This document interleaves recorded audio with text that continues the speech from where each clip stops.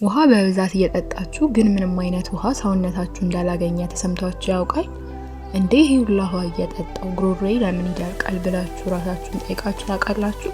ጉዳዩ ውሃ ከመጠጣት በላይ የሆነ ሰውነታችሁ ሊነግራችሁ የፈለገው ሌላ ሚስጥር አለ። ዛሬ በቫይታል ጉርሻ በቂ ውሃ እየጠጣን እንኳን ጉሮሯችን የሚደርቅበት አስገራሚ ምክንያቶችና መፍትሄዎቻቸውን እንነግራችኋለን። እስከ መጨረሻ አብራችሁን ቆዩ። ቫይታል ጉርሻ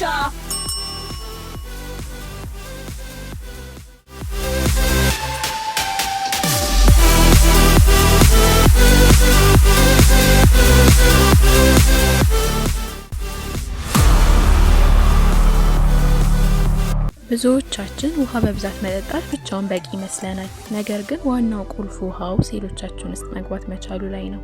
በሰውነታችን ውስጥ እንደ ሶዲየም እና ፖታሺየም ያሉ ማዕድናት ሲያንሱ የጠጣነው ውሃ ወደ ሴሎቻችን ሳይገቡ በሽንት መልክ ወዲያውኑ ይወጣሉ።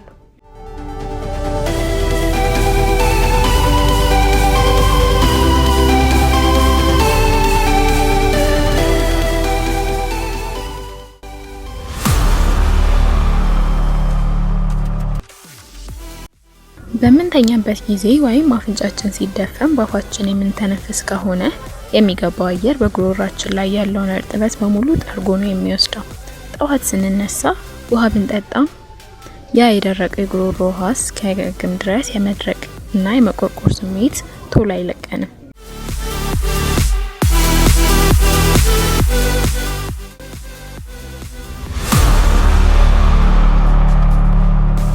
ውሏችን ደግሞ ሻይ፣ ቡና፣ አይስቲ፣ አይስ ኮፊ እነዚህ ያሉ መጠጦችን የምናዘወትር ከሆነ እነዚህ ነገሮች ዳዩሬቲክ ናቸው። ማለትም ሰውነታችን ውሃ እንዲያስወጣ ያደርጋሉ። እንዲሁም ጨው የበዛባቸውን ምግቦች መመገብ በጉሮሯችን አካባቢ ያሉ ሴሎች ውስጥ ያለውን እርጥበት ስምጥ አድርገው ስለሚመጡ የቱንም ያህል ውሃ ብንጠጣ ጉሮሯችን መድረቁ አይቀርም።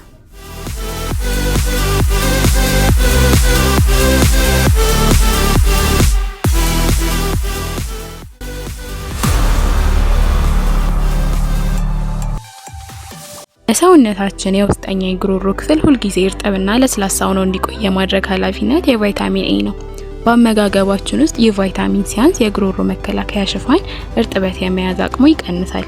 እዚህ ጋር ችግሩ የውሃ እጥረት ሳይሆን የጉሮሮ ሽፋን ራሱ ውሃን ጠብቆ ማቆየት አለመቻሉ ነው።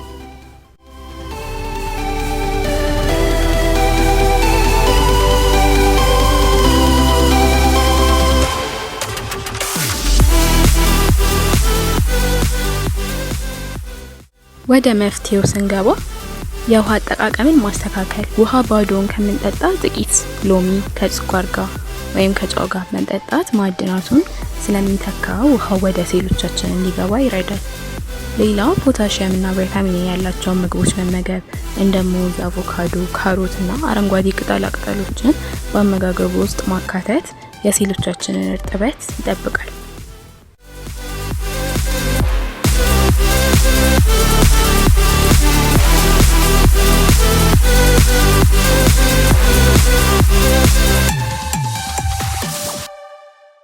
ዛሬው ርዕሳችን ይህንን ይመስላል። እናንተም መፍትሄ ነው ብላችሁ የምታስቡት ነገር ካለ ኮሜንት ሴክሽን ላይ ያጋሩን።